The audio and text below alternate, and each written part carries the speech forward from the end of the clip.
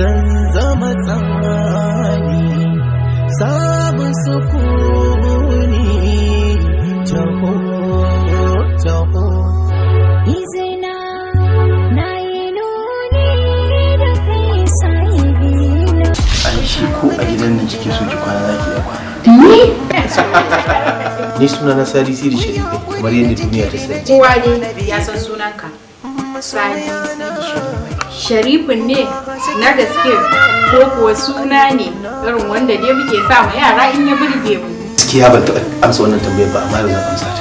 kwana bi ba kwajina Wani irin ƙalubale ka samu ko in ce ka tarar a cikin wannan masana'anta game da waƙoƙi da ka san da ka fara zuwa yanzu. Ana ce masa mudan sirri Haladu wanda ake ce mai barke ki. To shi ma muna cikin kungiyar tare da shi.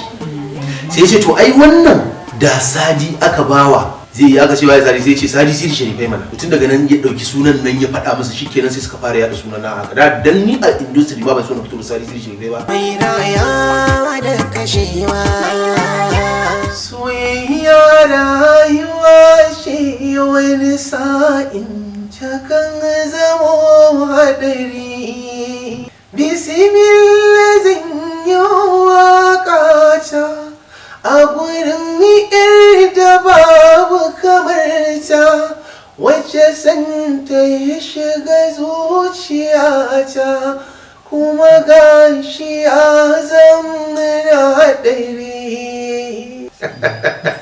Ya kika jiki wani? Akai na ga wannan tunani.